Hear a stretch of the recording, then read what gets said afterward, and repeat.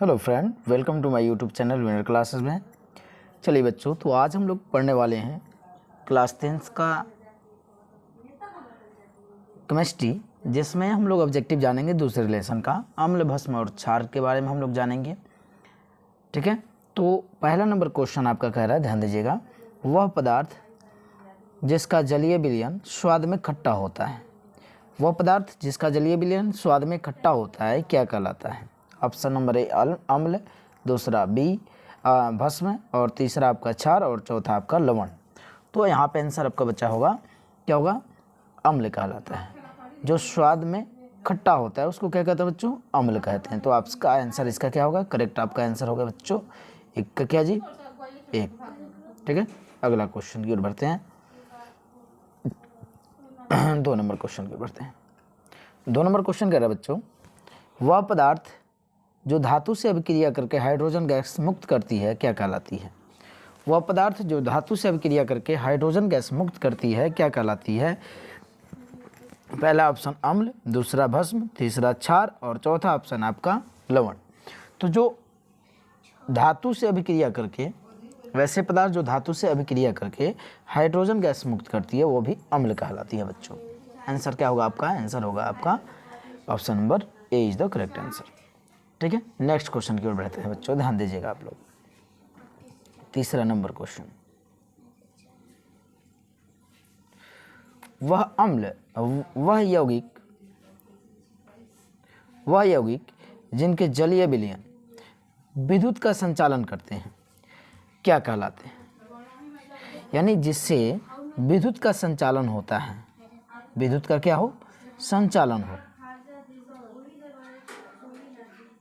जिससे विद्युत का संचालन होता है, वह यौगिक जिनके जलीय विलयन विद्युत का संचालन करते हैं क्या कहलाते हैं? वैद्युत अपघट्य, अनपघट्य, क और ख दोनों, इनमें से कोई नहीं। तो याद रखिएगा, जिससे विद्युत धारा का प्रवाह होता है उसे कहते हैं बच्चों हम क्या जी? वैद्युत अपघट्य कहते हैं। आंसर आपका क्या हो जाएगा? क हो जाएगा। ठीक है, नेक्स्ट क्वेश्चन की ओर बढ़ते हैं बच्चों, चौथे नंबर क्वेश्चन की ओर।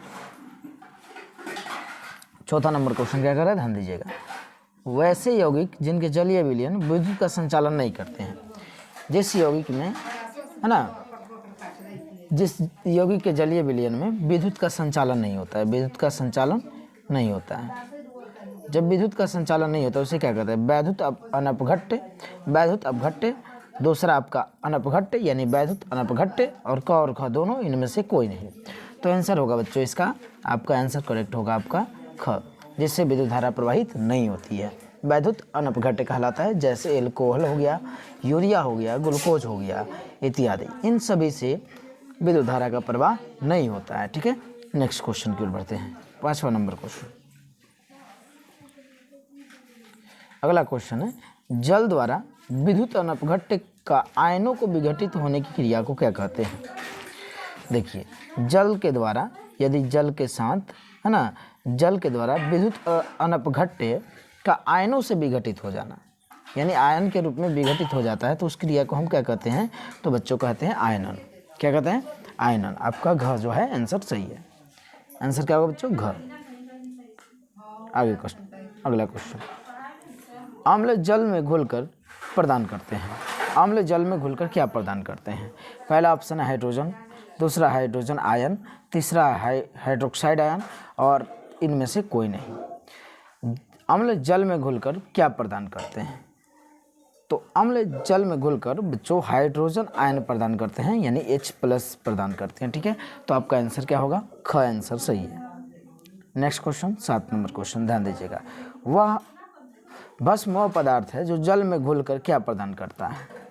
भस्म जल में घुलकर क्या प्रदान करता है? तो आपका ऑप्शन है आपका हाइड्रोजन, ऑप्शन बी आपका हाइड्रोजन आयन, ऑप्शन सी है हाइड्रोक्साइड आयन, और आपका ऑप्शन डी है कोई नहीं। तो आंसर क्या होगा बच्चों? ग आंसर सही होगा, हाइड्रोक्साइड आयन यानी OH-। ठीक है, ये आपका आंसर सही है। अगला क्वेश्चन, 8 नंबर सवाल क्या कह रहा है, देखिए। जल में विलय भस्म को क्या कहते हैं? जल में विलय भस्म को क्या कहते हैं? पहला है आपका अम्ल, तो दूसरा आपका लवण, तीसरा आपका है क्षार और इनमें से कोई नहीं। तो जल में विलय भस्म को हम कहते हैं क्षार कहते हैं बच्चों। आंसर आपका क्या हो जाएगा? ग आंसर सही है। अगला क्वेश्चन, संतरा व नींबू में कौन सा अम्ल पाया जाता है? चलिए, आपका संतरा या नींबू में कौन सा अम्ल पाया जाता है? ऑप्शन नंबर ए सिट्रिक अम्ल, मौलिक अम्ल, टार्टिक अम्ल, एसिटिक अम्ल। तो आंसर होगा बच्चों जल में आपका जो होता है सिट्रिक अम्ल पाया जाता है। 9 का क आंसर हो गया। ठीक है, अगला क्वेश्चन 10 नंबर क्या कर रहा है? सेब में कौन सा अम्ल पाया जाता है? सेब में कौन सा अम्ल पाया जाता है? ऑप्शन नंबर ए सिट्रिक अम्ल, मौलिक अम्ल, टार्टिक अम्ल, एसिटिक अम्ल। तो यहाँ पे मैलिक अम्ल होता है बच्चों, मौलिक नहीं होता है, मैलिक अम्ल। ठीक है ना, मैलिक अम्ल। तो आंसर हो गया आपका ख आंसर सही हो गया। ठीक है, अगला क्वेश्चन है इमली में कौन सा अम्ल पाया जाता है? इमली में कौन सा अम्ल पाया जाता है? सिट्रिक अम्ल, मौलिक अम्ल, टार्टिक अम्ल, एसिटिक अम्ल। तो आंसर होगा बच्चों ग। क्या होगा आंसर? आपका ग हो गया।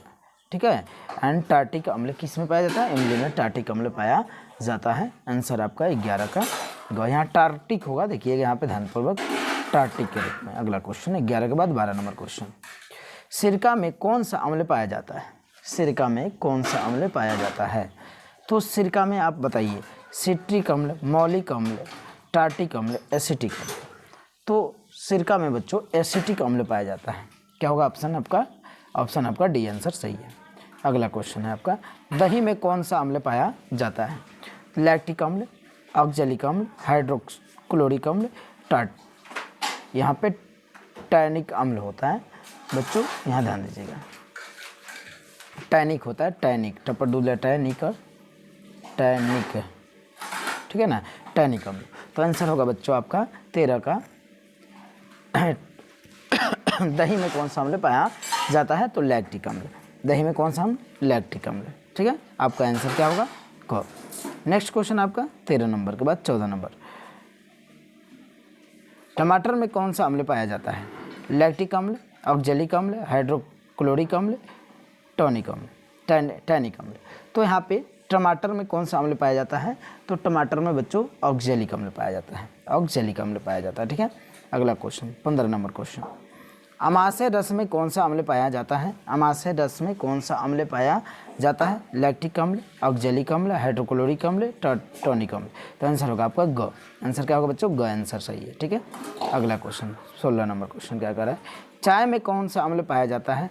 टैनिक अम्ल, फार्मिक अम्ल, सिट्रिक अम्ल, मौलिक अम्ल। तो चाय में बच्चों टैनिक अम्ल पाया जाता है। क्या होता है? टैनिक अम्ल। आपका आंसर क्या होगा इसका?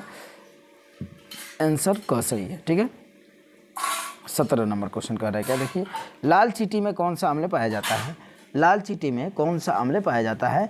तो आंसर होगा बच्चों आपका फॉर्मिक अम्ल। फॉर्मिक अम्ल चींटी में पाया जाता है। अगला क्वेश्चन क्या है बच्चों? ध्यान दीजिएगा, निम्न में कौन लवण है? निम्न में कौन लवण है? निम्न में कौन लवण है? HCl, NaCl, NaOH और क्या जी? KOH। तो आप इसमें जवाब देंगे निम्न में कौन लवण है?